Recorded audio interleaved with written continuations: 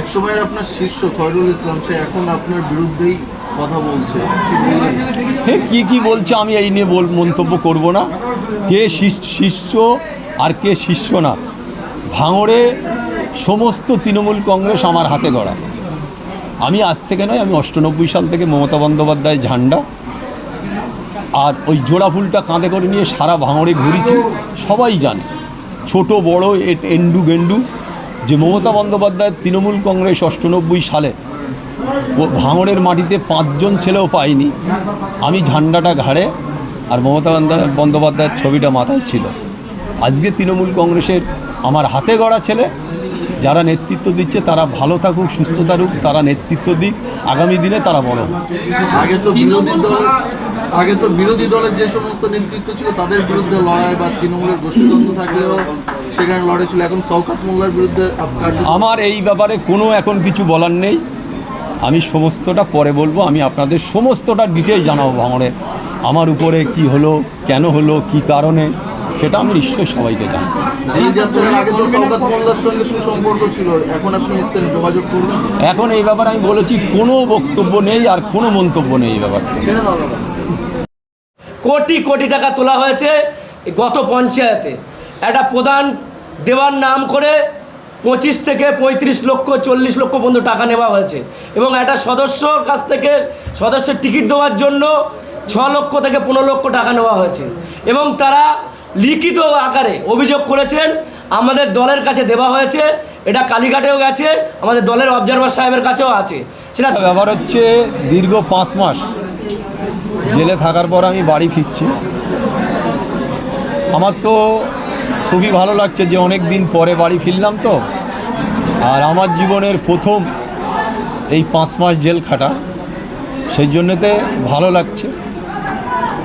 কোথাও কি গোষ্ঠীদ্বন্দ্বের শিকার হয়েছে? এখন এই ব্যাপারগুলো আমি বলবো না। আমি অনেক বক্তব্য, অনেক বড় বড় ক্যামেরারা এসেছিলো মানে জেলখানাতে। আমার যেটা বলার, আমি এখন অসুস্থ, বেশ কয়েকদিন আমি জেলে অসুস্থ ছিলাম। পিজিতে প্রায় 5 দিন পর ট্রিটমেন্ট হয়েছে, আস্তে আস্তে স্বাভাবিক হচ্ছি। আমি আমার ভাঙড়ের সমস্ত প্রেসকে আমি শুভেচ্ছা জানাবো। কেন যে দীর্ঘ 5 মাস হয়তো প্রতিদিন কোনো না কোনো সাংবাদিকের সাথে আমার দেখা হতো, কথা হতো, যেহেতু আমার সব ভাঙড়ের ছেলেরা। আমি শুধু তাদের বলবো যে খবর নিশ্চয়ই খবরের সময় হবে। আজকে শুধু আমি তোমাদের বলবো যে আমি বহুদিন পরে বাড়ি ফিরেছি, তোমাদের শুভেচ্ছা, তোমরা ভালো থাকো। আগামী দিনে ভাঙড়ের মানুষকে, সমস্ত ভাঙড়বাসীকে আমি শুভেচ্ছা জানাবো যে তারা ভালো থাকুক, ভালো ছিল বিগত দিনে, আগামী দিনেও থাকুক।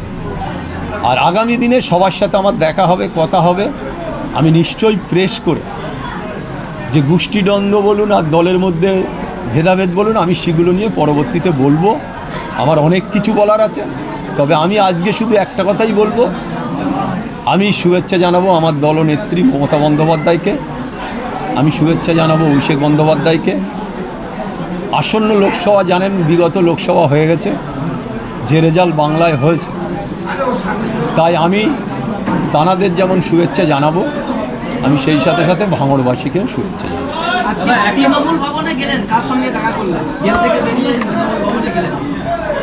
না, সেটা আমার ব্যক্তিগত ব্যাপার। আমি কার সাথে দেখা করলাম বা দেখা করলাম না, সেটা আমার ব্যক্তিগত ব্যাপার, ওই ব্যাপারটা আমি কিছু বলবো না। এই ব্যাপারটা এখনো পর্যন্ত আমার কাছে কোনো খবর নেই। আমি ফিরেছি, আমি নিশ্চয়ই খোঁজখবর নেবো কারা নেম প্লেট খুলেছে, কারা নেম প্লেট লাগিয়েছে। এটা আমার কাছে বড় কথা নয়। আমার কাছে সবথেকে বড় কথা ভাঙড়ের শান্তি বজায় থাকা, ভাঙড়ের মানুষ সুস্থ থাকা, ভাঙড়ের মানুষ ভালো। আপনার শখের গাড়িটি আপনি সার্ভিস করতে চান, চলে আসুন A to Z কার শোরুমে। সব ধরনের 4 হুইলার, আধুনিক উন্নত মেশিন সহ অভিজ্ঞ মিস্ত্রি দ্বারা পালিশ করানো হয়। কলকাতা বা নিউ টাউনে থেকে কম খরচে সার্ভিস করতে পারবেন। ঠিকানা ভাঙড়ে Hatishala 6 lane K1 bus stand. যোগাযোগ 9832362414 নম্বরে।